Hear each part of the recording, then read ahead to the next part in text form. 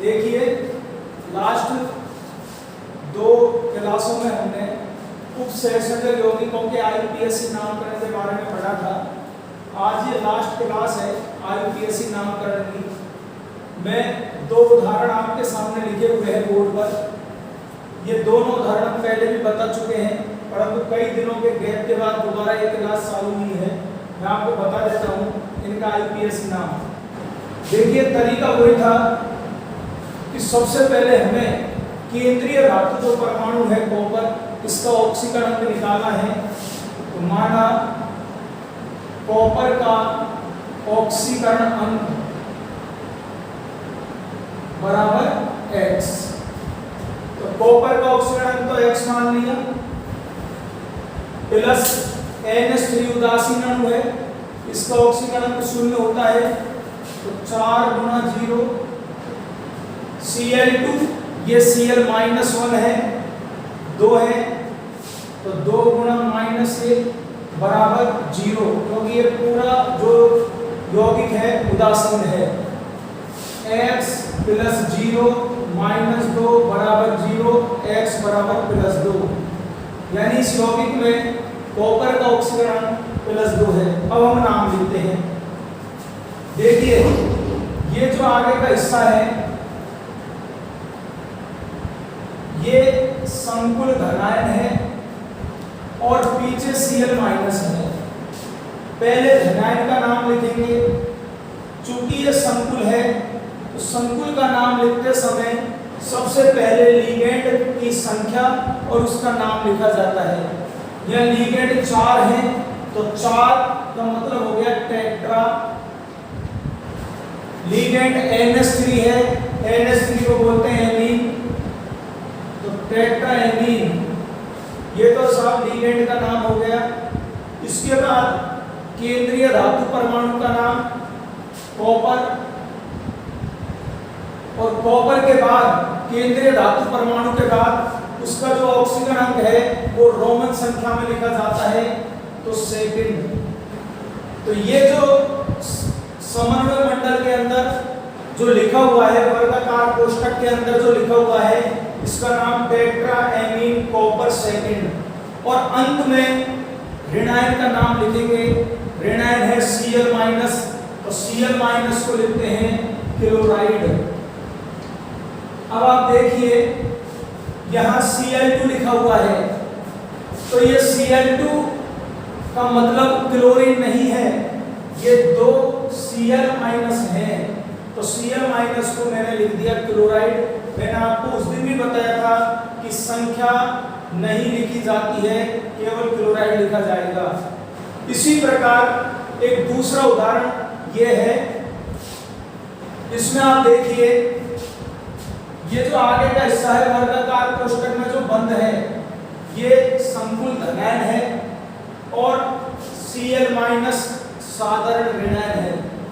पहले संकुल धनायन का नाम लिखेंगे, उसके बाद ऋणायन का नाम लिखेंगे। तो सबसे पहले हमें कॉपर का ऑक्सीकरण ज्ञात करना है। माना Cu का ऑक्सीकरण अंक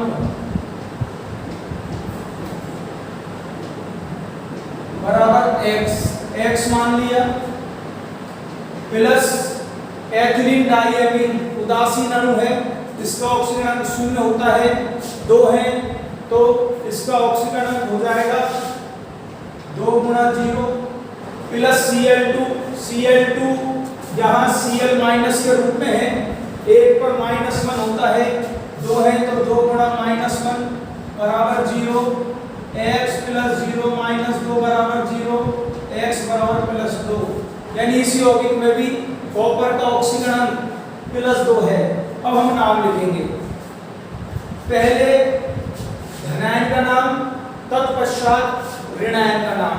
धनायन में आप देखिए यहाँ लिगेंड है एथिलीन डाइएमीन और संख्या में है 2। अब साहब यहाँ एमीन लिगेंड था, संख्या में था 4, तो 4 को तो हमने लिखा टेट्रा और NH3 को लिखा एमीन। इसी प्रकार यहाँ लिगेंड है ethylene diamine, ethylene diamine. संख्या में कितने हैं? 2। तो जिस प्रकार हमने 4 को टेट्रा लिखा था, इसी प्रकार 2 को डाई लिखते हैं, 3 को ट्राई लिखते हैं, 4 को टेट्रा लिखते हैं। परंतु यहाँ एक विशेष नियम है जो मैंने लास्ट इससे जस्ट पहले की जो क्लास थी उसमें बताया था कि यदि लिगेंड के नाम में पहले से ही डाई, ट्राई, टेट्रा शब्द उपस्थित हो, लिगेंड के नाम में पहले से ही डाई, ट्राई या टेट्रा लिखा हो और लिगेंड की संख्या 1 से ज्यादा हो, तो यहाँ संख्या दर्शाने के लिए यदि संख्या 2 है तो बिस का उपयोग किया जाएगा, डाई ना लिखकर बिस लिखेंगे। 3 है तो ट्रिस लिखा जाएगा, 4 है तो टेट्राकिस लिखा जाएगा। यह नियम विद्यार्थियों को विशेष रूप से याद रखना है, क्योंकि कई बार जब मैं खुद भी माध्यमिक शिक्षा बोर्ड की कॉपी चेक करता हूं तो कई गलतियां देखता हूं कि बच्चे यहाँ एथिलीन डाइएमीन के नीचे 2 लिखा हुआ है तो यहाँ डाई लिख जाते हैं, जबकि नियम यह है कि यदि लिगेंड में पहले से डाई, ट्राई, टेट्रा लिखा हो और लिगेंड की संख्या 1 से ज्यादा हो तो उस लिगेंड की संख्या को बताने के लिए 2 है तो बिस, 3 है तो ट्रिस, 4 है तो टेट्राकिस पूर्व लग्न लगाए जाते हैं। तो यहाँ डाई नहीं लगाया जाएगा, डाई के स्थान पर बिस लगाया जाएगा। और लिगेंड के नाम को एक छोटे कोष्ठक में बंद कर देंगे, क्योंकि ये बिस ये पूरे के आगे लिखा हुआ है, तो बिस एथिलीन डाइएमीन। अब इसके बाद केंद्रीय परमाणु का नाम कॉपर। लास्ट में वही नियम है, केंद्रीय धातु आयन के साथ उसका ऑक्सीजन अंक रोमन में, और अंत में जाकर साधारण जो ऋणायन है क्लोराइड लिखा जाएगा। तो प्यारे विद्यार्थियों, 2 उदाहरण मैंने अभी बोर्ड पर आपको समझाए हैं। ये दोनों उदाहरण पहले की क्लास में भी बताए जा चुके हैं।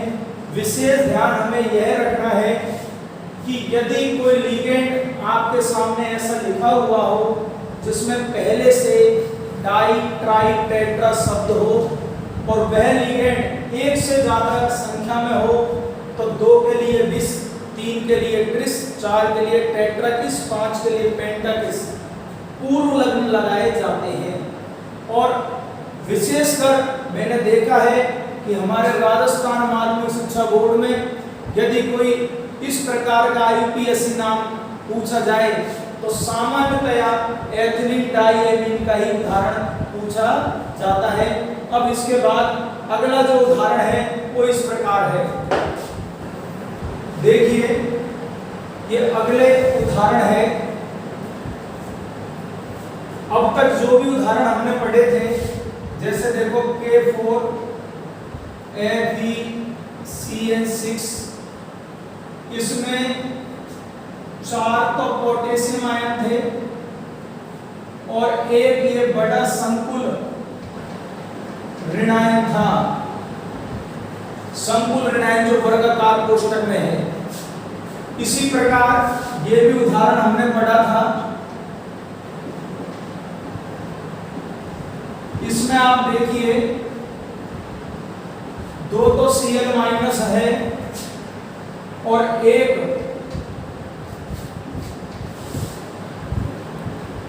संकुल धनायन है। तो अभी तक जो भी हमने उदाहरण पढ़े हैं उनमें या तो ऋणायन या धनायन संकुल प्रवृत्ति का है। यदि ऋणायन संकुल है तो धनायन साधारण है, यदि धनायन संकुल है तो ऋणायन साधारण है। परंतु अब हम एक विशेष उदाहरण पढ़ेंगे जिसमें धनायन भी संकुल होगा और ऋणायन भी संकुल होगा।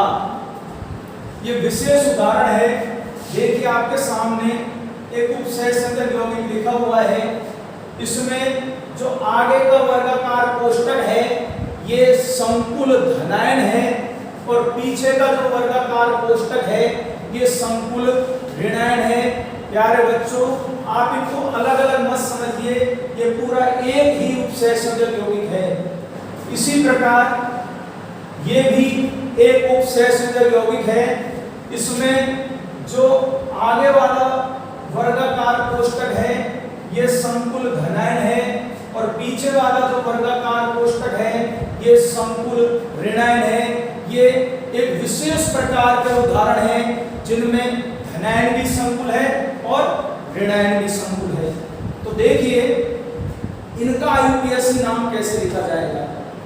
नियम वही है, केवल इनको देखकर हम कंफ्यूजन होते हैं, जबकि नियम वही तरीके से लिखा जाएगा जो हम पहले लिखते आए थे।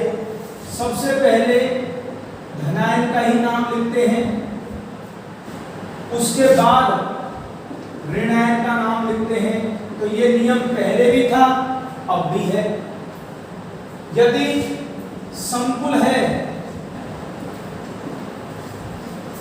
यदि कोई सा भी आयन संकुल है, यदि धनायन या ऋणायन संकुल है तो नियम वही है, सबसे पहले लिगेंड की संख्या, इसके बाद लिगेंड का नाम, इसके बाद केंद्रीय धातु परमाणु का नाम और अंत में केंद्रीय धातु परमाणु का ऑक्सीकरण अंक, वो भी रोमन में। तो देखिए यही नियम पहले थे और अब मैं इसी नियम के आधार पर इसको हल करता हूं। मैंने आपको बताया पहला जो कोष्टक है वर्गाकार कोष्टक ये धनायन है, दूसरा जो है वो ऋणायन है, संकुल धनायन संकुल ऋणायन। अब देखिए सबसे पहले हमें ऑक्सीकरण अंक ज्ञात करना है। तो माना Ag का ऑक्सीकरण अंक बराबर x मान लिया। यहां से प्रारंभ करते हैं, x प्लस NH3 उदासीन है 2 गुणा 0 प्लस फिर Ag का हमने x माना, फिर उधर Cn का -1 होता है 2 गुणा -1, पूरा की पूरा यौगिक उदासीन है बराबर 0। देखिए Ag का x माना, NH3 उदासीन अणु है तो इसका ऑक्सीकरण अंक 0 होता है, 2 है तो 2 गुणा 0। फिर आगे चलते हैं, Ag वापस x रख लिया, Cn माइनस होता है, इसका ऑक्सीकरण अंक -1 है, 2 है तो 2 गुणा -1, पूरा की पूरा उदासीन यौगिक है तो टोटल ऑक्सीकरण अंकों का योग 0। x -2 बराबर 0, x और x 2x -2 बराबर 0, 2x बराबर +2, x बराबर +1। यानी इस यौगिक में Ag का ऑक्सीकरण अंक +1 है और इसका ऑक्सीकरण अंक भी +1 है। अब हम नाम लिखते हैं। पहले संकुल धनायन का नाम लिखेंगे, इसी नियम के अनुसार सब नियम हमने पढ़ रखे हैं। फिर संकुल ऋणायन का नाम लिखेंगे, वो भी इसी नियम के अनुसार लिखेंगे। तो देखिए आप, सबसे पहले हम इसका नाम लिखते हैं धनायन का। यहां देखिए तरीका, सबसे पहले लिगेंड की संख्या, कितने लिगेंड हैं 2, तो 2 को बोलेंगे डाई। फिर लिगेंड का नाम NH3 Ame, die amine Ag। अब लिखेंगे धातु परमाणु का नाम Ag सिल्वर, और अंत में ऑक्सीकरण अंक रोमन में ऑक्सीकरण अंक कितना था +1, तो फर्स्ट लिख दिया। अब इसके बाद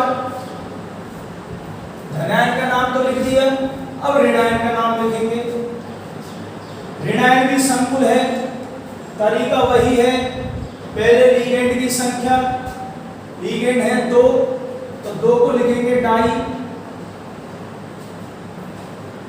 Cn माइनस को साइनो लिखते हैं। एनसीईआरटी की किताब में सीबीएसई बोर्ड के बच्चे साइनिडो भी लिखते हैं, अपने माध्यमिक शिक्षा बोर्ड में इसको साइनो बोला गया है, साइनो या साइनिडो कुछ भी लिख सकते हैं। तो डाई साइनो, संख्या लिख दी डाई, लिगेंड का नाम लिख दिया साइनो, धातु परमाणु का नाम Ag। अब आप देखिए यहां जो Ag था वो धनायन का हिस्सा था, तो जब धनायन का हिस्सा होता है तो इसका सामान्य नाम लिख दिया मैंने सिल्वर।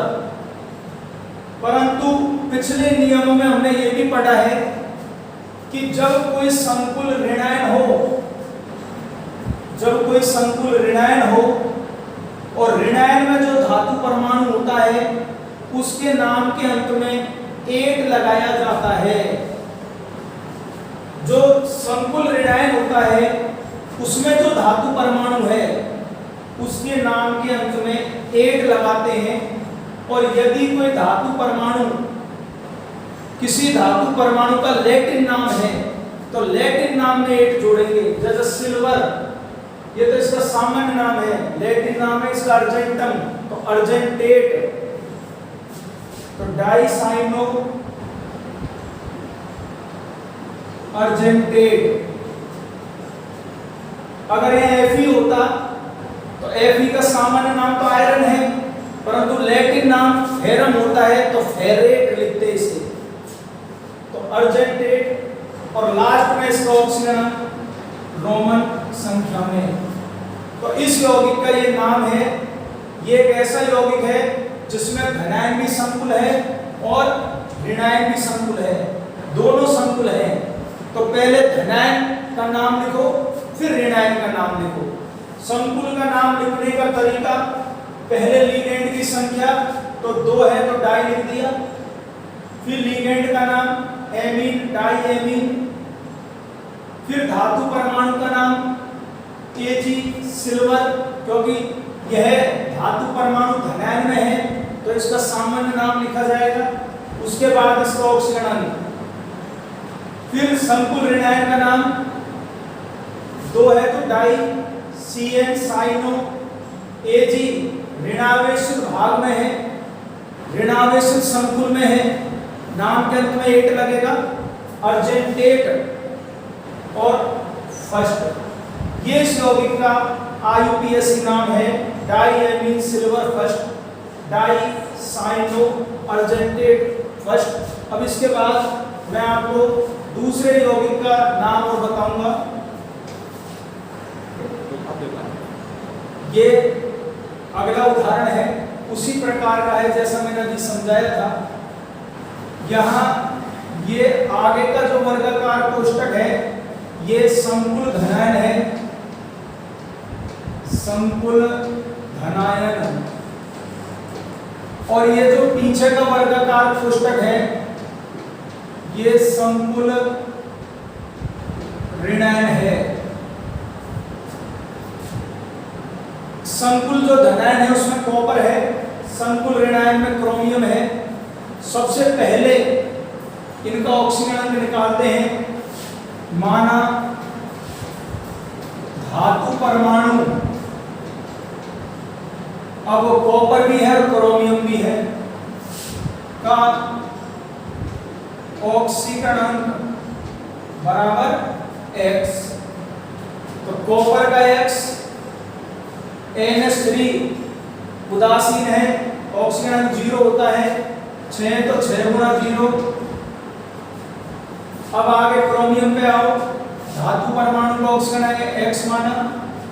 फिर आगे चलते हैं, Cl का -1 होता है 6, तो 6 गुणा -1 बराबर पूरा उदासीन अणु है, इनके ऑक्सीजन अणुओं का योग 0 है। X और X 2x -6 बराबर 0, 2x बराबर +6, x बराबर +3, यानी इस यौगिक में कॉपर का ऑक्सीजन अणु भी +3 है और क्रोमियम का ऑक्सीजन अणु भी +3 है। अब हम इसका नाम लिखेंगे। नाम लिखने का तरीका वही है, पहले धनायन का नाम फिर ऋणायन का नाम। अब साहब पहले संकुल धनायन का नाम लिखता हूं, तो देखिए संकुल का नाम लिखने का तरीका, लीगेंड की संख्या फिर लीगेंड का नाम। लीगेंड है 6, तो 6 को बोलेंगे हेक्सा। लीगेंड है NH3, तो एमीन, हेक्सा एमीन। अब साहब धातु परमाणु का नाम, धातु परमाणु है कॉपर, चूंकि धनावेशित संकुल में है सामान्य नाम लिखा जाएगा कॉपर, तो ये साहब कॉपर लिख दिया और अंत में इसका ऑक्सीजन अंक लिख दिया रोमन में 3rd। तो ये जो पहला वर्गाकार कोष्टक है इसका नाम हो गया हेक्सा एमीन कॉपर 3rd। अब अगला वर्गाकार जो कोष्टक है ये संकुल ऋणायन है, इसका भी नाम इसी प्रकार से लिखेंगे। लीगेंड है साइनो, संख्या में है 6, तो हेक्सा साइनो।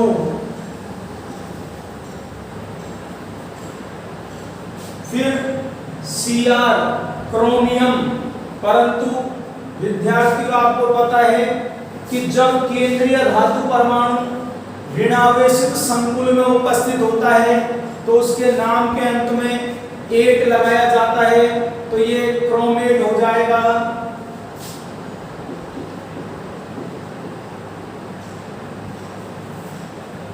और अंत में इसका ऑक्सीजन अंक 3rd। तो इस यौगिक का नाम है hexa ammine copper 3rd, hexa cyanochromate 3rd। ये 2 उदाहरण मैंने आपको स्पेशल बताए हैं, उपसहसंयोजक यौगिक ही है, परंतु इनमें धनायन हो और ऋणायन हो, दोनों संकुल हैं। इसके बाद एक अगला विशेष उदाहरण और है, देखिए ये भी एक उपसहसंयोजक यौगिक है। ये वर्गाकार कोष्टक में जो लिखा हुआ है ये संकुल धनायन है, सब जानते हैं। और अंत में जो Cl4 लिखा हुआ है ये 4Cl- है जो साधारण ऋणायन है। अब मैं इस यौगिक के बारे में आपको बताता हूं। देखो इस यौगिक में अभी तक हमने जो भी यौगिक पढ़े हैं उसमें वर्गाकार कोष्टक के अंदर केवल एक धातु परमाणु होता है। यह देखिए वर्गाकार कोष्टक के अंदर 2 धातु परमाणु है, इधर भी कोबाल्ट और इधर भी कोबाल्ट। इस कोबाल्ट से ये 4 NH3 लीगेंड के रूप में जुड़े हुए हैं और इस कोबाल्ट से इधर भी 4 NH3 लीगेंड के रूप में जुड़े हुए हैं। ये 4 NH3 जो लीगेंड है ये केवल इस कोबाल्ट से संबंधित है और ये जो 4 NH3 लीगेंड है ये केवल इस कोबाल्ट से संबंधित है, परंतु ये NH2 और NO2, एमिडो और नाइट्रो, ये भी साफ लीगेंड है। क्योंकि हमने पढ़ा है कि वर्गाकार कोष्टक के अंदर केवल 2 प्रकार की स्पीसीज, 2 प्रकार की जाति होती है, एक तो धातु परमाणु होता है, उसके बाद लिगेंड होता है। तो ये तो धातु परमाणु है, तो ये दोनों लिगेंड हैं। NH2 एमिडो ये भी लिगेंड है, और NO2 नाइट्रो ये भी लिगेंड है। परंतु ये जो NH2 और NO2 है, आप देखिए इस उदाहरण को, ये दोनों लिगेंड ऐसे हैं जो इस कोबाल्ट से भी जुड़े हुए हैं और इस कोबाल्ट से भी जुड़े हुए हैं। NH2 इस कोबाल्ट से भी संबंधित है, इससे भी संबंधित है। NO2 इस धातु परमाणु से भी जुड़ा हुआ है और उससे भी जुड़ा हुआ है। ये लिगेंड सेतु लिगेंड कहलाते हैं। सेतु यानी पुल। देखो यहां किनारा और इधर किनारा, और दोनों किनारों को जोड़ रहा है ये लिगेंड NH2, तो ये पुल का काम कर रहा है, इसलिए इसको नाम दिया है सेतु लिगेंड। तो ये वो उदाहरण है जिसमें सेतु लिगेंड उपस्थित है।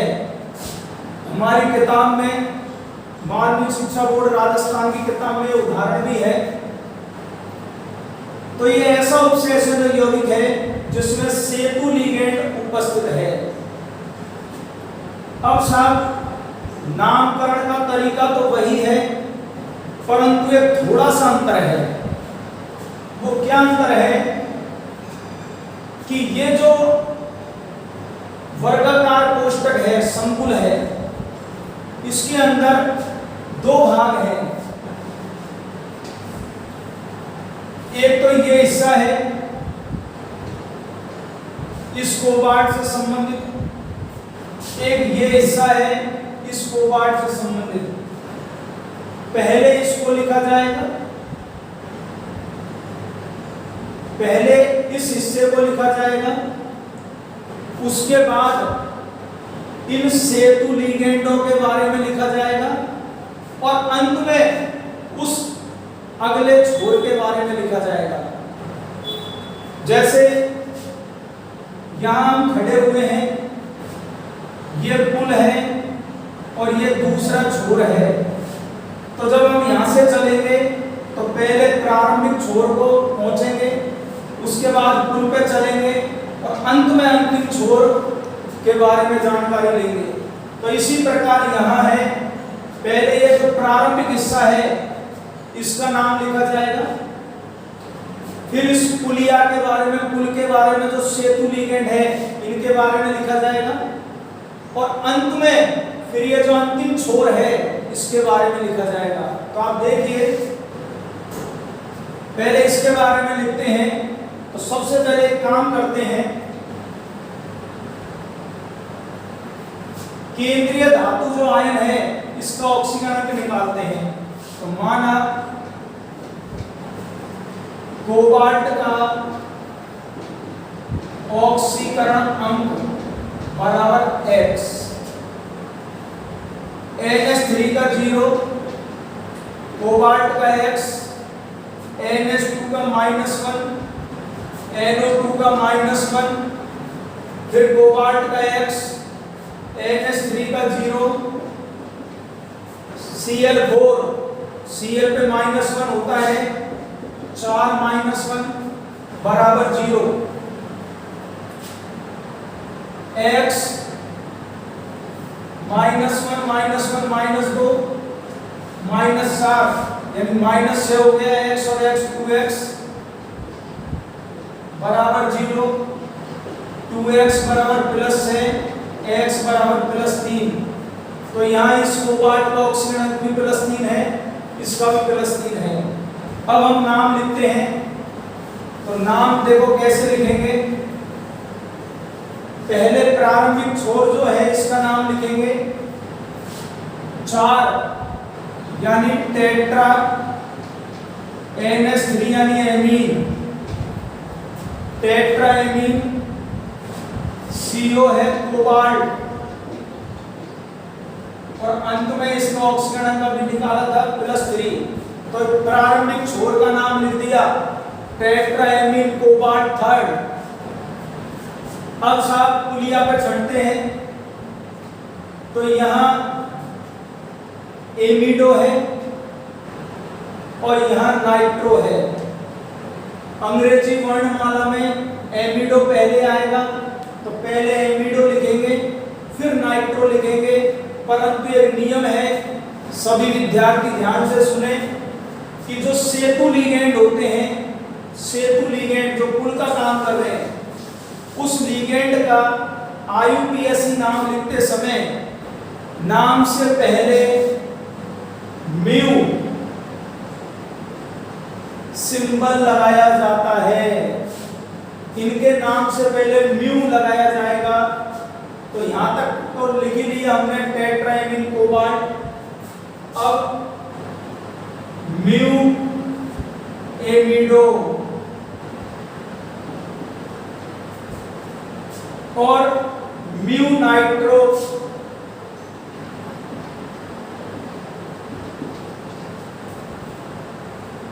देखिए बात को, ये एमिडो है, ये नाइट्रो है। अंग्रेजी वर्णमाला में एमिडो पहले आ रहा है तो पहले एमिडो ही लिखा है मैंने, फिर नाइट्रो लिखा है।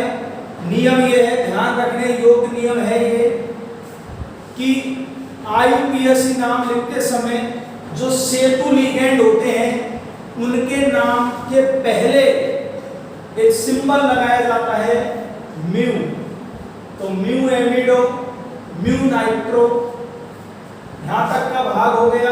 अब अंतिम छोर के बारे में लिखते हैं, 4 है तो टेट्रा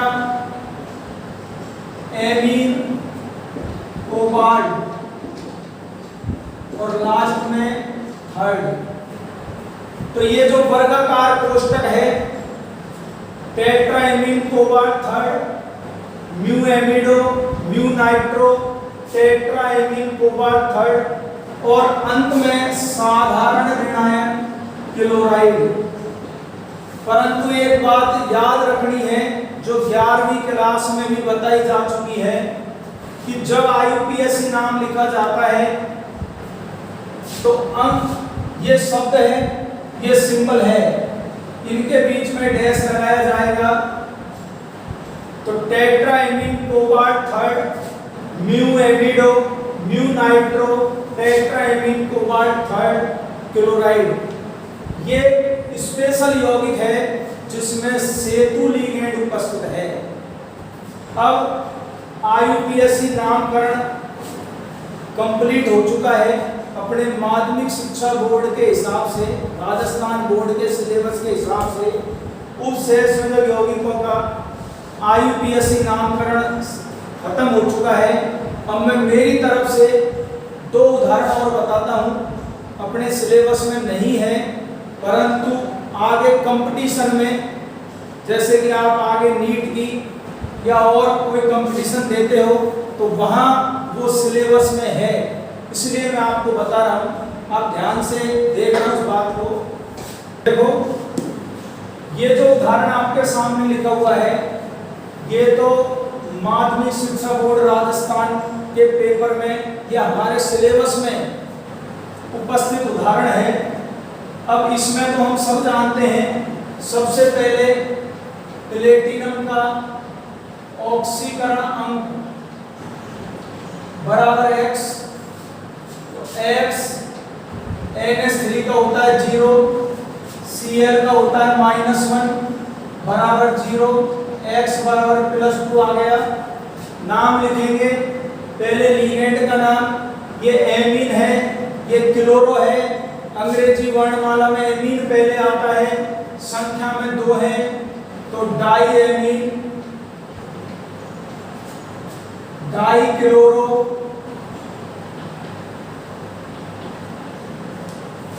प्लेटिनम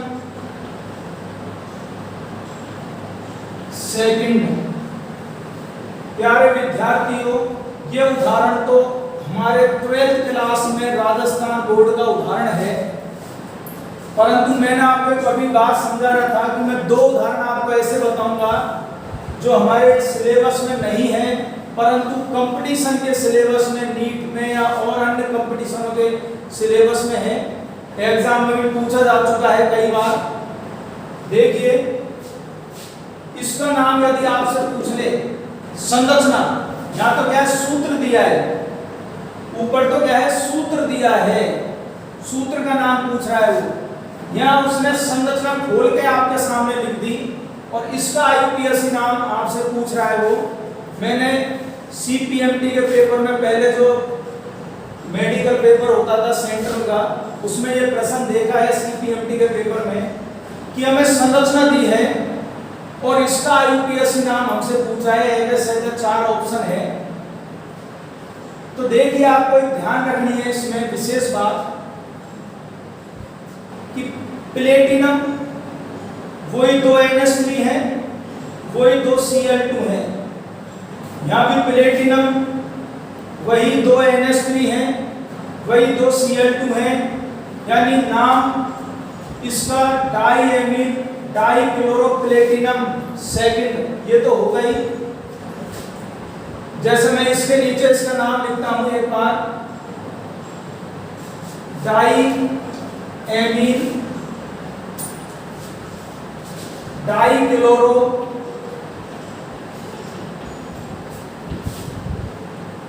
प्लेटिनम सेकंड, और इसी प्रकार इसका नाम लिखता हूं मैं, वही डाईएमीन डाईक्लोरो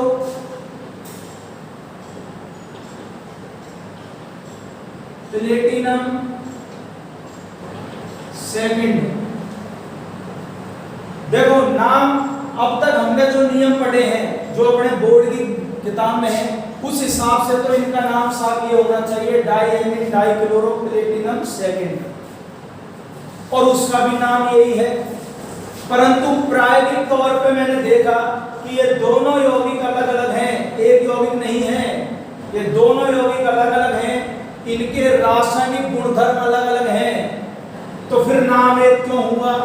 इसका मतलब इनका नाम भी अलग अलग होना चाहिए। तो आगे बीएससी की किताब में या आगे जो हम कंपटीशन की तैयारी के लिए जाते हैं तो वहां ये नियम सिखाया जाता है जो मैं आपको बता रहा हूं कि ये दोनों यौगिक अलग अलग हैं, तो इनका नाम भी भिन्न भिन्न होना चाहिए। या देखिए दोनों लिगेंड्स जो Cl हैं वो एक दूसरे के विपक्ष स्थिति में हैं। इसी प्रकार NH3 को देखो, इधर और इधर, ये दोनों NH3 भी एक दूसरे के विपरीत हैं, विपक्ष हैं, ये एक दूसरे के विपक्ष हैं, ट्रांस हैं, विपक्ष को नाम दिया ट्रांस। ये समावयवता होती है जब दो समान लिगेंड एक दूसरे के विपरीत स्थिति पर हो, तो हिंदी में विपक्ष, इंग्लिश में ट्रांस। तो यहां इसके आगे हमें विपक्ष लिखना पड़ेगा या ट्रांस लिखना पड़ेगा, डैश लगाना पड़ेगा, विपक्ष डाईएमीन डाईक्लोरो प्लेटिनम सेकंड। यहां आप देखिए दोनों समान लिगेंड एक तरफ है, यहां दोनों समान लिगेंड एक तरफ है, तो यह समपक्ष, इस समावयवी को समपक्ष बोलते हैं या सिस, अंग्रेजी में सिस बोलते हैं, समपक्ष। तो इसके आगे लिखा मिलेगा आपको समपक्ष। तो देखिए अब नाम में अंतर हो गया, अर्थात ये दोनों यौगिक अलग अलग हैं। इसका नाम होगा विपक्ष डाईएमीन डाईक्लोरो प्लेटिनम सेकंड, इसका नाम होगा समपक्ष डाईएमीन डाईक्लोरो प्लेटिनम सेकंड। यदि आपसे किसी कंपटीशन में इस प्रकार का प्रश्न पूछ लिया जाए तो आप देखना ABCD 4 ऑप्शन मिलेंगे। सबसे पहला ऑप्शन आपको ये नाम लिखा मिलेगा और हम तुरंत इस नाम पे टिक लगा के आ जाते हैं, जबकि ये गलत है, क्योंकि नियम है यदि किसी यौगिक की आपको संरचना दे रखी है तो फिर आप उसकी ज्यामिति देखिए, वो समपक्ष है या विपक्ष है। यदि समपक्ष है तो नाम के आगे समपक्ष लगाना पड़ेगा, विपक्ष है तो नाम के आगे विपक्ष लगाना पड़ेगा। आईयूपीएससी नामकरण, उप सेशन यौगिकों के आईयूपीएससी नामकरण आज समाप्त हो चुके हैं। कल एक नया टॉपिक, वह भी इंपॉर्टेंट टॉपिक है, उप सहसंयोजक यौगिकों की समावयवता के बारे में पढ़ेंगे।